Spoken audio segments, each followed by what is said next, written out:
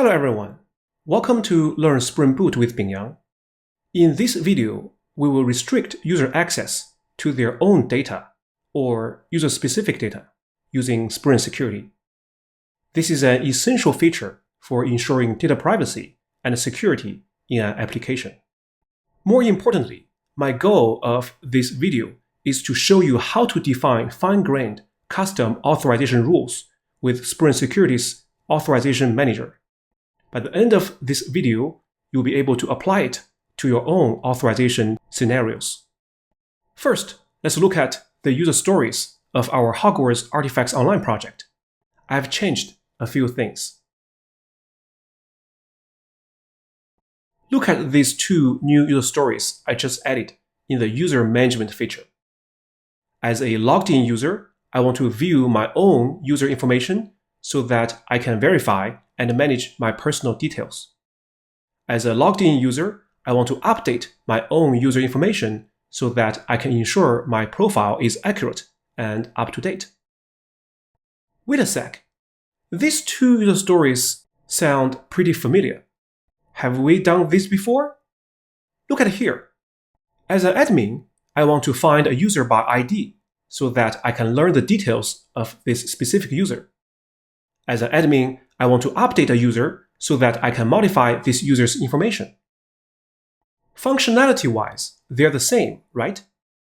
Recall that we have already implemented the find user by ID and update user by ID in a previous video. But those are for the admin users. So, in this video, let's refactor the code to make these functionalities work for regular users as well. In other words, non-admin users. Because right now, a regular user cannot view or update their own user information. It doesn't make sense. Let's go to IntelliJ and look at the current security configuration. As you can see, now only the admin can view and update user information. Let's change that. But first, let's create a Git branch. Git branch user specific data access. Git switch user specific data access. Okay. Let me duplicate this line and change this one to role user. So a regular user can access, for example, /user/1 and change this to just users. I removed the wildcard. Okay.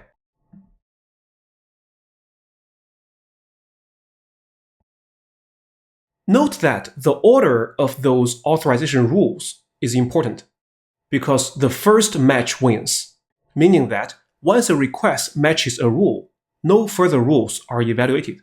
Look at the two highlighted authorization rules.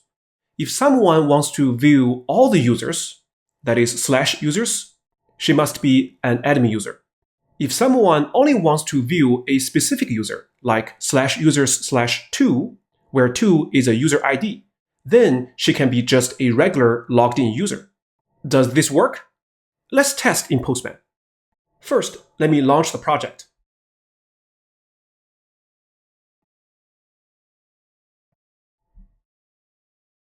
Recall that in the testing data, there are 3 users, John, Eric, and Tom.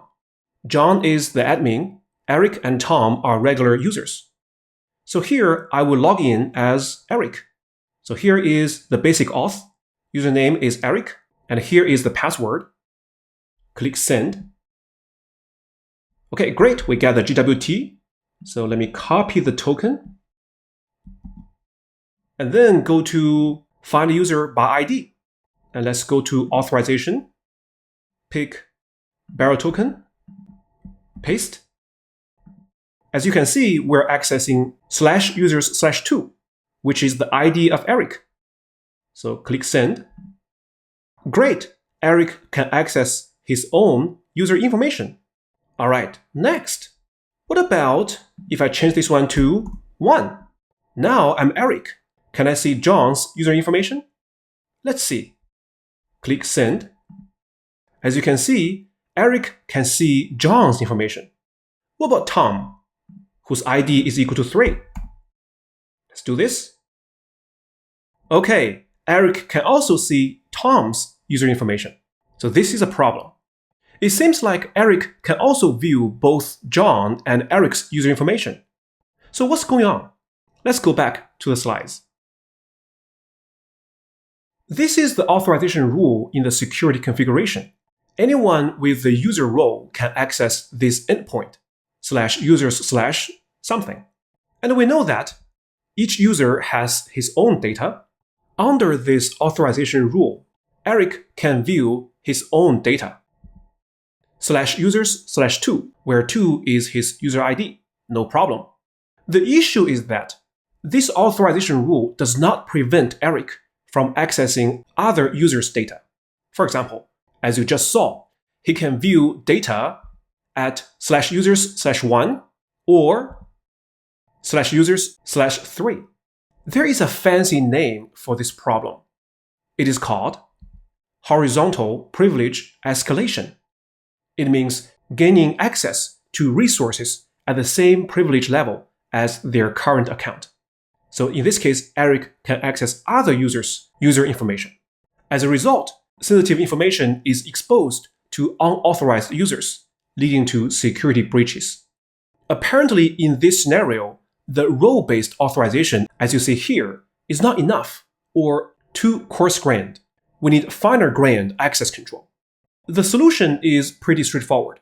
We need to check if the user ID in the request URI path matches the authenticated user's ID before returning the user information.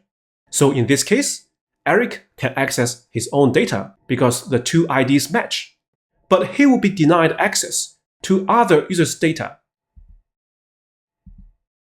because user IDs do not match. Before we move on to coding, let's first review an important Java interface in Spring Security, and then review the authentication process we used in the Hogwarts Artifacts Online application, because it has been a while since we implemented the authentication. The important Java interface is the Authentication Interface, which is a core part of Spring Security. It is under the package org.springframework.security.core. So what is it? Once a user is successfully authenticated, either through basic auth or bearer token, the authentication provider of Spring Security will create an authentication object to represent this authenticated user. Think of it as a container that holds important information about the user who is currently using the application. For example, we can get the principal, which is the user's identity. It is how the system recognizes a user. In our Hogwarts Artifacts Online application, the principal could be an instance of user details if authenticated by basic auth, or an instance of Jwt if authenticated by bearer token. I will prove it to you soon. And authentication also contains authorities. These are the roles this user has. For example, in our Hogwarts Artifacts Online application, there are admin role and a user role. Have we used this authentication in our Hogwarts Artifacts Online application? Yes. Next, let me show you the authentication process we used in our project. Here, I used a sequence diagram to demonstrate the authentication process. By the way, I discussed this picture in detail in previous videos. You can find them in the description of this video if you need a refresher. But here is the gist of it. Green shapes represent objects from Spring Security, and the red shapes represent objects we defined. Remember, we read a sequence diagram from left to right, top to bottom. All right. When the username and the password are submitted with the /users/login API endpoint, an authorization provider intercepts it and retrieves the real user, that is, the user with the correct password, from the database based on the submitted username, for example, John. The authentication provider then compares the submitted password with the real password in the retrieved user object. If they match, the authentication is successful. As I said before, the authentication provider will create an authentication object and put the retrieved user object in the authentication object. Please note that this retrieved user object is an instance of user details. And recall that class myUserPrincipal implements user details. So this is the basic auth process. Once the basic auth is successful, the flow continues. It will reach the auth controller. Here, a Jwt is created and returned to the client. Recall that Jwt provider is responsible for creating a token. All right, enough theory. Let's look at this authentication in action. Let's go to this auth controller class and set a breakpoint. All right, this is the auth controller. It is under the security package. And here is the method getLoginInfo. So here, let's set a breakpoint and start our application in debug mode.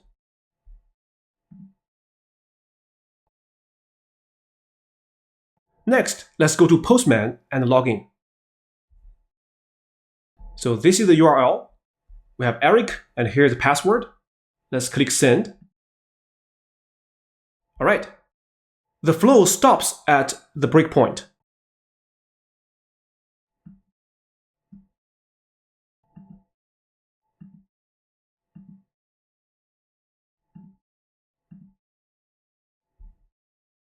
As you can see, if the basic auth is successful, an authorization object is available. In this case, it is this username password authentication token, which implements the authentication interface. Inside this authentication, there is a principal. As you can see, the type of this principal is myUserPrincipal, which is a class that implements user details. Inside the principal, we got this Hogwarts user with ID, username, password, and so on and so forth. And take a look at authorities. Eric only has one authority, which is row_user. All right, good.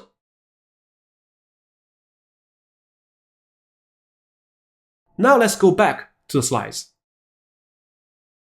Once the client gets the returned Jwt, it can then include this access token in subsequent HTTP requests to access protected API endpoints, like this.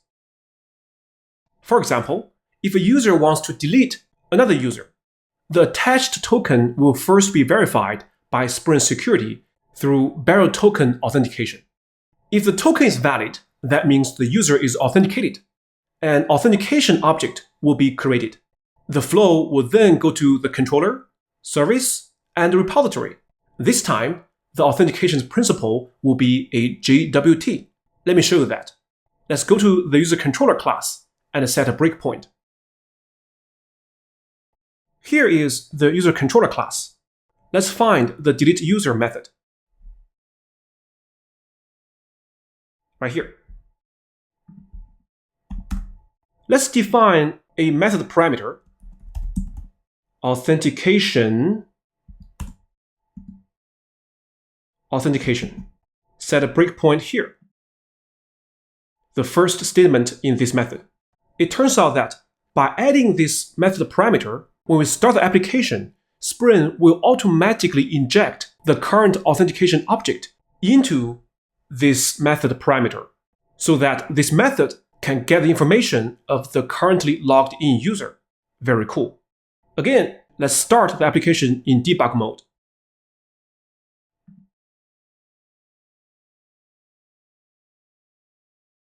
Next, let's go to Postman and make some requests. First, I will log in as John. Click send. All right, so we got this token.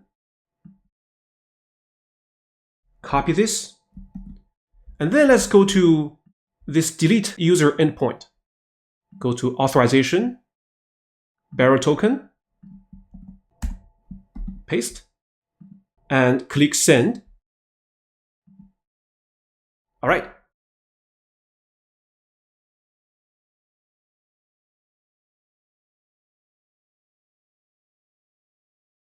Recall that this time, this authentication is the result of the bearer token authentication. The authentication object is an instance of Jwt authentication token, which also implements the authentication interface. It has a principal. Its type is Jwt. As you can see, the principal has headers and several claims. Recall that when we created this Jwt, we defined these 5 claims: issuer, subject, expiration, issued at, authorities. And as you can see here, John has 2 authorities, admin and user. All right. But here's a problem. Do you remember our strategy to restrict user access to their own data? Is that we want to compare the user ID in the request URI path with the authenticated user's ID. That is the ID stored in the authentication. But if you look at the claims in the principal, there's no ID.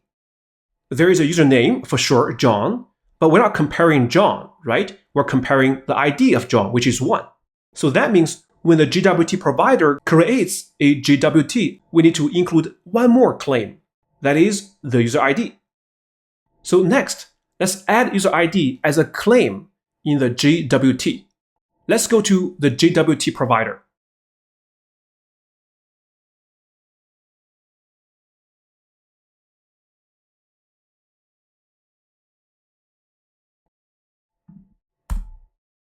Okay, we got the issuer, issued at, expires at, the subject name, and let's add one more claim. Dot claim user ID, and let's get the user ID authentication. Now recall that this create token method receives the authentication during the basic auth process. And this authentication is an instance of username and password authentication token, the result of the basic auth. So here we have access to the user ID. Dot get principal, and we need to cast this principal to my user principal, and then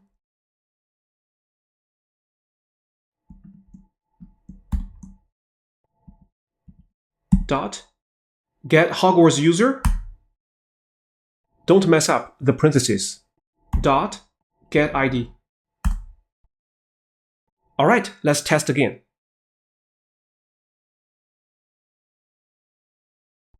Let's set a breakpoint here and start our application in debug mode. Let's go to Postman. First, log in.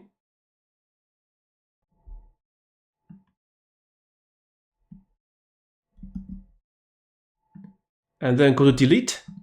Let's update the token. Click send. All right, so this time let's expand authentication, expand principal, and let's see the claims. All right, now we got 6 claims. And this one is particularly important. User ID is 1. As you can see, the user ID is of type long. Later, we will need to retrieve this user ID from this authentication. Keep it in mind. All right, now everything's ready. Let's define our custom authorization rule. Let me close this, uncheck this, and also let's remove this authentication parameter. I just put it there for demo purpose. Let's define our own authorization rule to compare the user IDs before returning anything. How? It's simple. By implementing a custom authorization manager interface and putting our own access control logic in it. And here's how. So right-click security package. Let's create a new Java class. And let's call this user request authorization manager. Implements authorization manager. We also need a generic, which is request authorization context. Okay. It's not happy because we need to implement methods. We only need to override one method, which is check. So let's select it and click OK.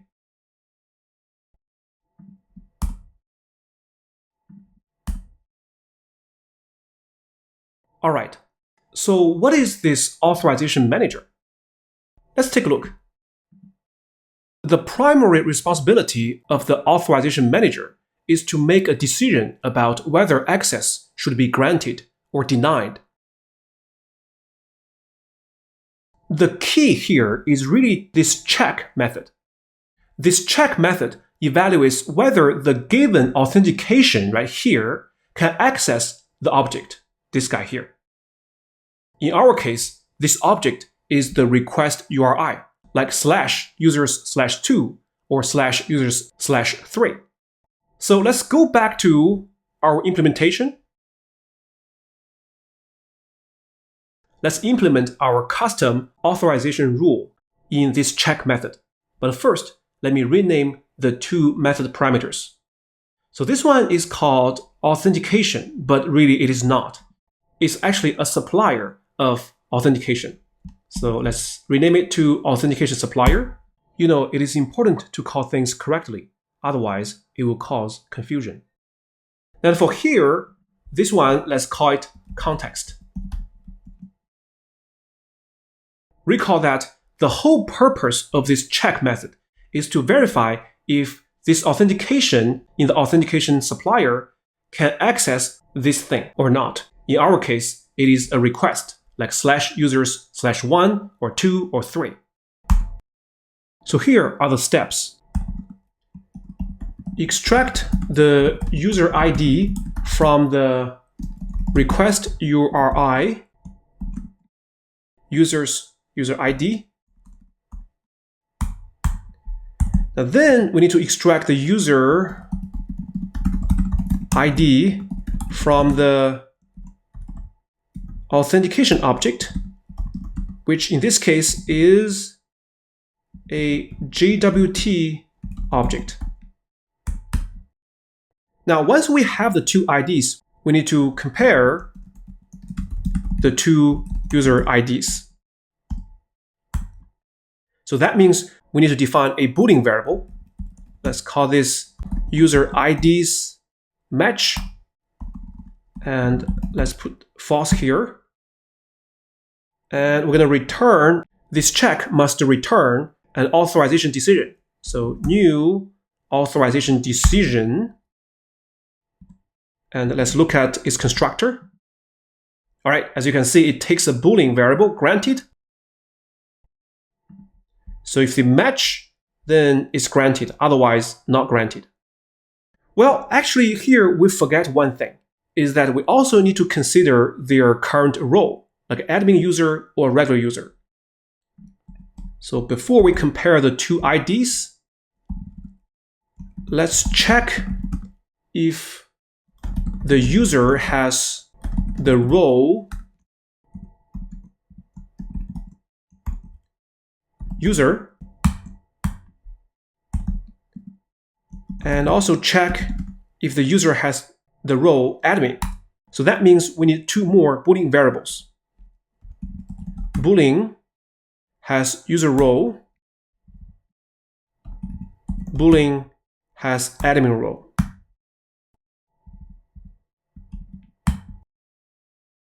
They're both false. Now, how do I make the decision? Has admin role. All right, thank you, Copilot. So if this user is an admin, and we know that an admin user can look at every user's information. So we don't have to consider if the IDs match or not. But if this is a regular user, then we have to make sure that this one also is true. All right, so this is the structure of our authorization algorithm. Next, let's fill in the blanks. First, let's try to extract the user ID from the request URI. All right, so let me show you how I can do this. Let me define a URI template. Private, static, final, URI template. This is great. Thank you, Copilot. And here is the template. As you can see, this one can be 1 or 2 or 3. So why do I use a URI template? And what is this URI template? This class represents a URI template. There is a very powerful method called match. So let's take a look. Look at this example. In this example, we have a URI template /hotels/hotel ID /bookings/booking ID. And here is a concrete example of a URI. If I invoke template.match, this match method will help us automatically extract the hotel ID and the booking ID, put them in a map, and return it to us, like this. So this is a very convenient method. In our case, we want to extract the user ID. So let's go back here. User URI template dot match. Now, how do I get the request URI path, like /users/1 or 2 or 3? Now here is the syntax. Context dot get request. Now this one gets the current request. Dot get request URI. There you go. And let's call this URI variables because we know this is a map. And we can get the user ID from this map. String user ID is univariables.get user ID. All right. Then how do I extract the user ID from the authentication object? All right, thank you, Copilot. This works fine. But we need to import Jwt. All right, so let me rename the two variables to make them more self-explanatory. User ID from request URI. And here is user ID from Jwt. All right, so let me explain. Recall that this guy here is a supplier. So by using the .get, the supplier will return us the authentication. In this case, it's an instance of Jwt authentication token. And then we can .get principal, and we know that the principal is a Jwt, as you saw previously. So here we typecast the principal to Jwt. Now, once we get this Jwt instance, we can get one of its claims. Recall that we declared one claim, user ID. So this one will return us the value of user ID, maybe 1 or 2 or 3, and we put it here. All right, so here we also need to use toString because if you remember, the user ID is treated as a long type value in the claim. So you cannot assign a long type value to a string. We have to use .toString. So don't forget this one. All right, now we have the two IDs. How do we compare them? All right, so it's very simple. But let's also consider what if the user ID from request URI does not exist. So this is good. Okay, now the last step, let's consider the two variables. Check if the user has the role user and the role admin. Okay, so here is how to do that. To get the role, we need the authentication object. So let's extract this to a variable. So here we can use authentication dot. All right, good. Thank you, Copilot. Authentication get authorities dot stream any match. And let me call this granted authority. Again, this is just a personal preference. Get authority dot equals role user. Okay, So same thing here, but this time is role admin. All right. Okay, and don't forget to annotate this class as a component because later on we're going to inject it into the security configuration. All right, it looks good. Next, let's go to security configuration and add this authorization rule. All right, here I'm in security configuration class. So first, let's introduce our custom authorization manager into this class. So private final user request authorization manager.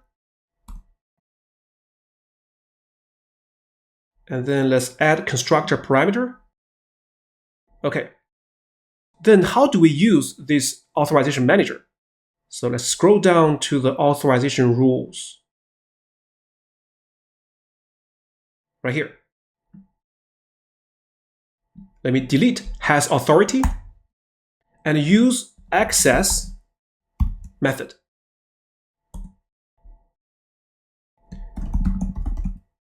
The authorization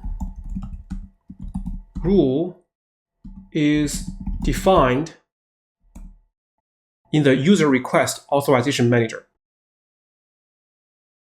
Okay, so that means this endpoint /users/something and HTTP GET request is protected by this authorization manager. The authorization rule is defined in here. And let's do the same thing for the put request.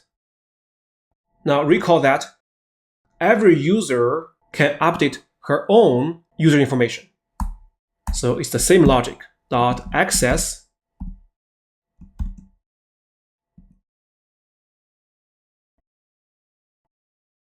Then how is this .access different from like permit all or has authority or this authenticated method? Are they different? Well, it turns out that behind the scenes, permit all, has authority, and authenticated, they are all authorization managers passed to this access method. Let's take a look.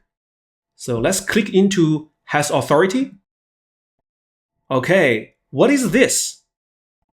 It turns out that has authority is equivalent to .access, and here is the authorization manager that determines if an authentication has authority over a protected resource, right?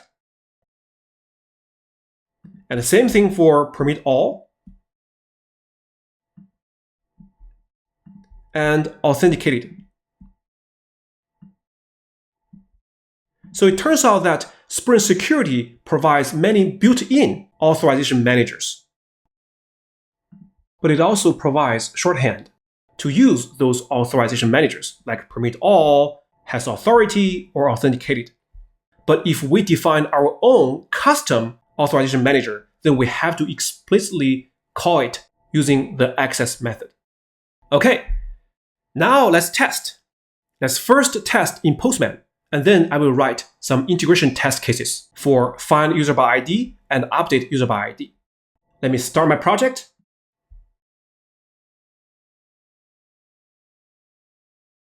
And let's go to Postman. Let's log in as Eric.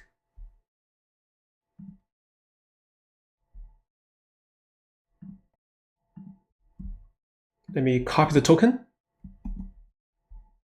Let's go to find user by ID. Put the token in and click send. All right, good. So Eric can view his own user information, no problem. Now, what if Eric wants to see John's user information? All right, this time access denied. What about Tom's? Access denied. But if I log in as John, as you know, John is admin and also user.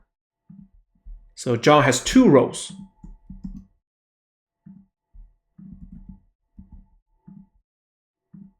So John can view his own, no problem. What about Eric's data? No problem. Tom's data? No problem. So good, it looks like it's working. Next, let's go back to IntelliJ and write some integration test cases. Now I'm in class Hogwarts user controller integration test. Let's find test find user by ID test case. Okay, right here. Now this time we know that there are two kinds of users that can find user by ID: the admin user and the regular user. So let me copy this and paste it here.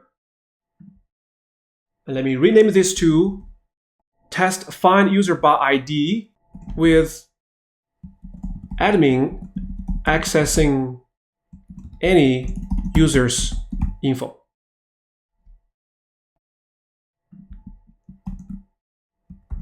User with role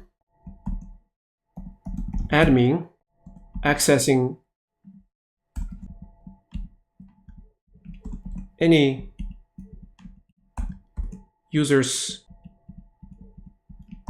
info. Okay, now to make it safer, let's also add dirty context before method. All right, so that's for this. Now for this one, so this test case is for a regular user.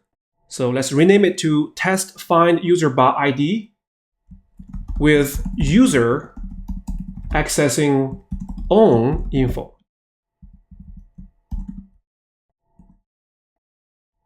All right, so let's make it large. All right, so here, let's try to log in as Eric, because the default login for all the test cases here is John. And I believe we have some code snippet for that. All right, so here, let me copy this code snippet.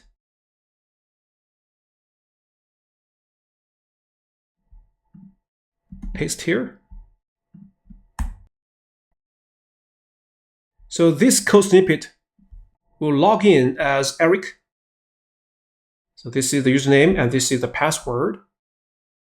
And this is Eric's token. So let's copy that. In this mock-MVC.perform, let's replace John's token with Eric's token. So Eric is trying to view Eric's information.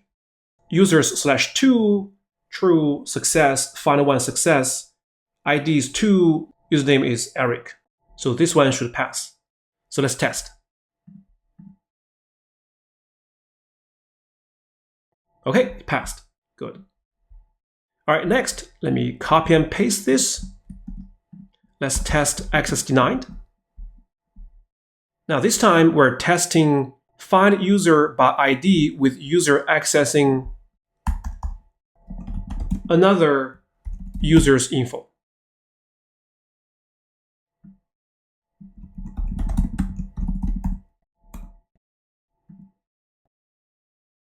So for example, this time, Eric is trying to access John's data. And apparently, it should fail. And should be forbidden for 3. The message should be no permission. And the data should be access denied. All right, so let's test. Okay, it passed. So good. Eric cannot access John's data. All right, next, let's move on to update user by ID. All right, so here it is. So let me copy this and change its name to update user with admin updating any user's info. So this test case, John is updating Tom's user info. All right, so let's scroll down. Right before test delete, copy and paste. Now here, let's change its name to test update user with user updating own info.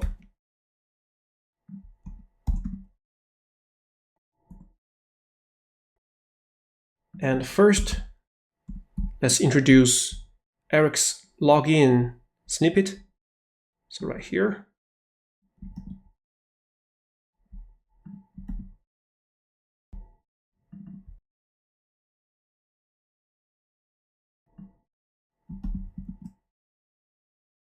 All right, so now we have a conflict because we have two JSON variables. And let's rename this one to Hogwarts user JSON.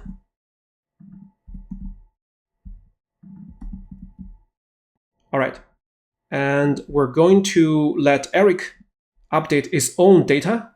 So this should be users/2 and set username to Eric123. True.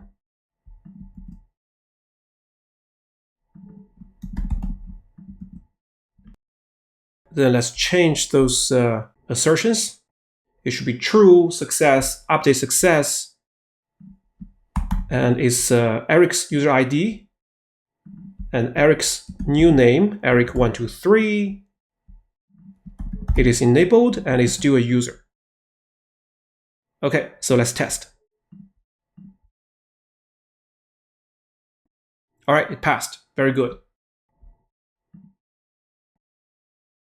Then let's ask Eric to update, for example, Tom's information.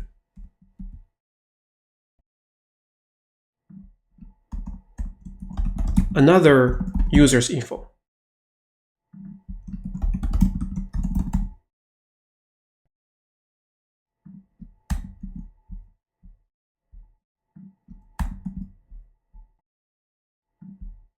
Okay, so for example, Eric is trying to set Tom's name to Tom123. And we know Tom is actually not enabled. So the URL is users/3.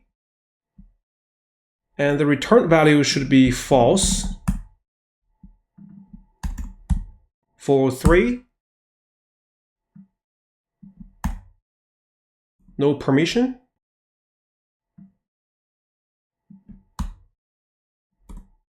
Access denied. That's the data. Okay, so let's test.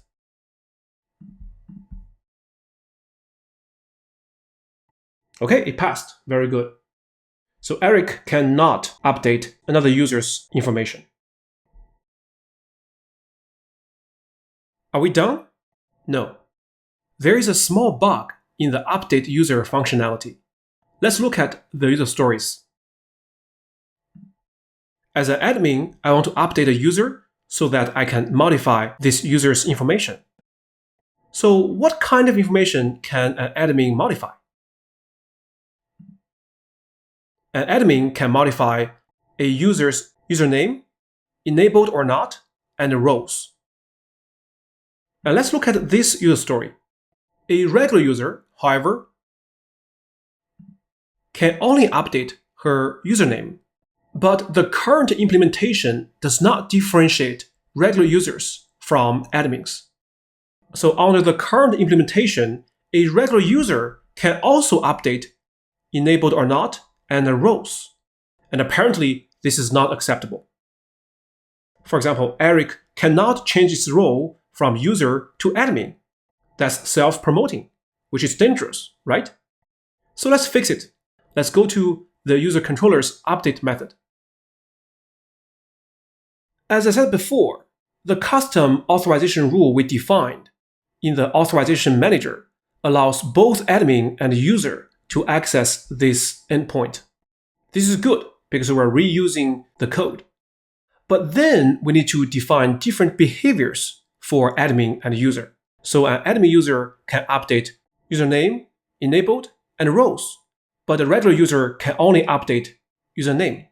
We should put that logic in the service layer. So let's go to the update method in user service. As you can see right now, this update method will update username, enabled, and roles. So in this method, we should really tell if the user is not an admin, then the user can only update her username. So if the user is not admin, only username can be updated. Else, should move this one in here.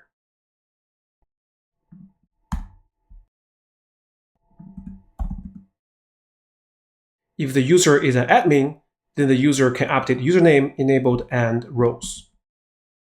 Then the question is, how do I know who is invoking this update method?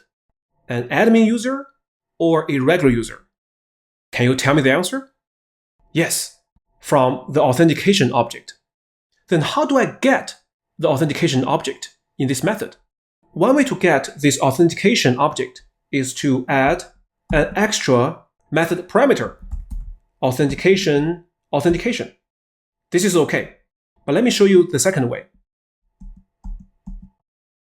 Is that here we can use security context holder dot get context dot get authentication. So this one returns the authentication, the currently logged in user. The security context holder holds the security context, which in turn holds the authentication object. And then here we need to check if this user is a regular user or an admin user. And here is the syntax. Authentication.getAuthorities. And recall that a user may have multiple authorities. For example, John is both admin and user, but Eric and Tom, they're just users. So here, let's convert it to stream dot non-match because we're trying to see if the user is not an admin. Granted authority. Good.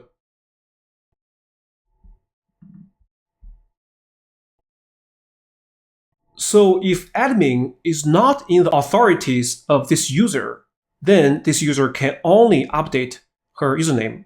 Otherwise, that means this user is an admin user, then this user can update username, enabled, and the roles. And no matter which branch we pick, finally, we're going to update this user and return the updated user to the controller. However, this will break the unit test for user service. Let's go to the user service test class.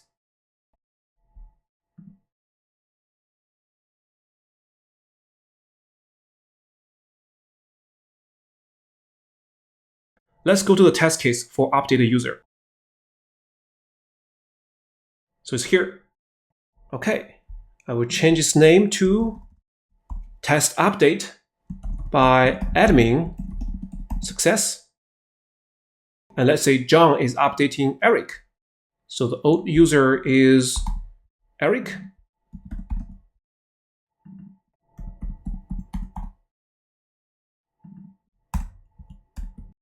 And the updated Eric is Eric update. And password is still the same. Recall that updating a user will not update its password. And in this case, let's promote Eric to admin as well. So this is the old Eric, and this is the updated Eric. All right. Next, in the given part of this test case, we also need to prepare the authentication, since authentication is used inside this update method. Recall that for unit test, we need to guarantee its unity. We must test this update method without relying on external dependencies like this authentication object. So we need to mark the behavior of this authentication.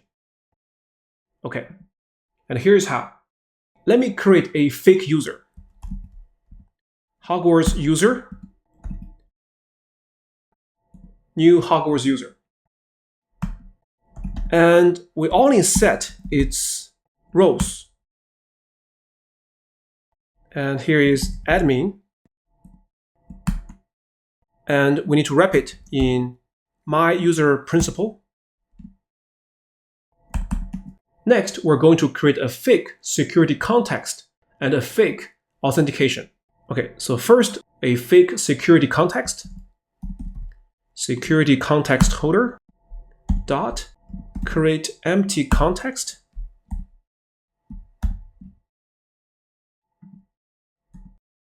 And then create a fake authentication and set it into the security context.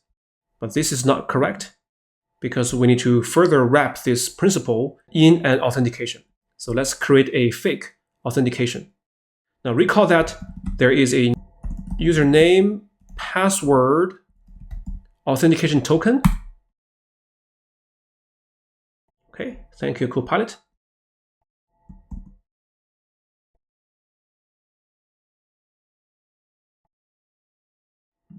So this syntax here created an instance of authentication, and then we set this authentication into the fake security context. And finally, we need to set the security context back to security context holder. Okay, down. All right, in the when part, we're going to update Eric with ID equal to 2. So here is 2. Here is 2. Okay, good. All right, let's test.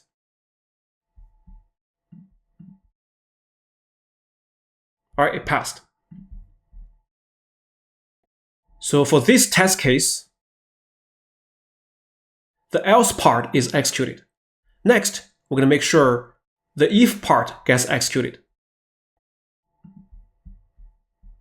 So let me copy this test case, paste it here. Now this time is test update by user success. So instead of admin, this time, this fake authentication is just a regular user. And let's delete this. So let's make sure that the set name is successful. Now, this is a pretty simple update method, so it's pretty obvious that the test case will pass.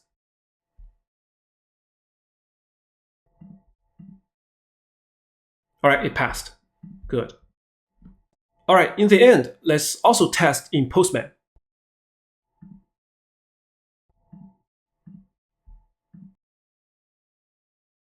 Let's start our application.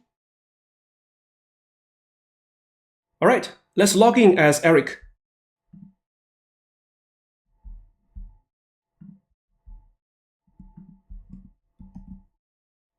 And then let's go to update user by ID. And here, Eric is trying to update his username, enabled, and the roles. Pretty ambitious. Let's see what happened. As you can see, update is successful. However, only the username is updated. Enabled and roles are not changed. But if I log in as John,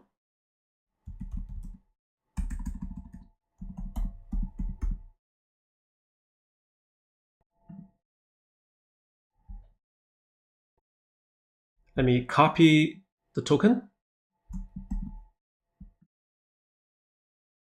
paste here,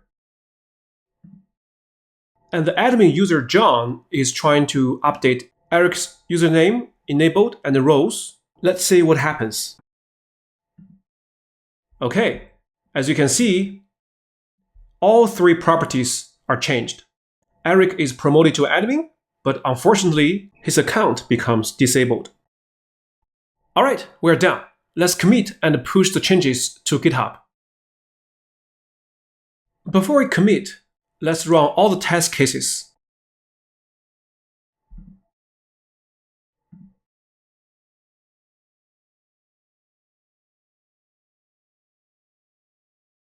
Okay, all tests passed. Let's commit and push the changes to GitHub. Git add, git commit,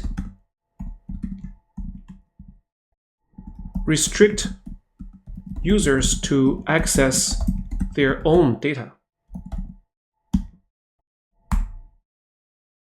Git push.